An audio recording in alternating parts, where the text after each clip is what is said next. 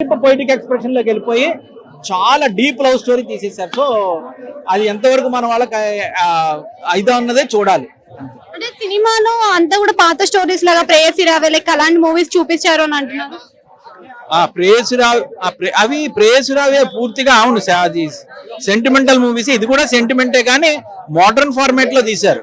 అంటే వాళ్ళ కన్నీళ్ళు వస్తుంటే కూడా ఒక ఇంటెన్స్ మ్యూజిక్ వేయడం అట్లా డిఫరెంట్ గా తీసుకొచ్చారు. ప్రేయసి రావే పూర్తిగా సాడ్ ఫిల్మ్లు, పాత ఫార్మాట్ అంటే ఏడుస్తూ భారీ డైలాగులు చెప్పడం అలా ఉండదు. ఇది ఒక కంటి చూపుతో ఇట్లా చూడడము, బాడీ లాంగ్వేజ్, ఒక విండ్, అట్లా అటువంటి మోడర్న్ టెక్నిక్స్ తో అద్భుతంగా తీశారు. అంటే అడవిశేష అంతా కూడా యాక్షన్ జోనర్ చేస్తూ ఉంటారు కదా, మరి ఈ సినిమా ఒక ప్రేమ కథ అని అంటున్నాడు. మరి ప్రేమ కథ ఉందంటారా, యాక్షన్ ఉందంటారా? ఇది పూర్తిగా పక్కా ప్రేమ కథ. ఇది అంటే ప్రేమ కథలో క్రిమినల్ ఎలిమెంట్స్ యాడ్ అయ్యాయి.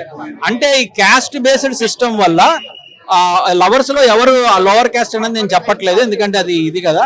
సో బట్ అటువంటి సిస్టమ్ వల్ల ఈ సమాజం వాళ్ళని ఒక భయంకర పరిస్థితిలోకి నెట్టేస్తుంది వాళ్ళని విడదీయడం కోసం. అందులో దాంతో హీరో క్రిమినల్ వాటిలో ఇరుక్కుపోతాడు. అందుకని అక్కడ క్రిమినల్ ఎలిమెంట్స్ వచ్చాయి. కానీ ఇది పక్కా ప్యూర్ ఫస్ట్ రీల్ నుంచి లాస్ట్ ఇయర్ వరకు ప్యూర్ లవ్ స్టోరీ. ఒక ఇద్దరు ప్రేమికులు, వాళ్ళ కష్టాలు, వాళ్ళు ఎలా కలుసుకున్నారు, ఎలా చేశారు, అదే తీసాడు సినిమా. స్క్రీన్ ప్లే బాగుంది. ఇక మృణాల్ ఠాకూర్ అయితే ఇంకా అద్భుతం, చాలా బాగా చేసింది ఆవిడ.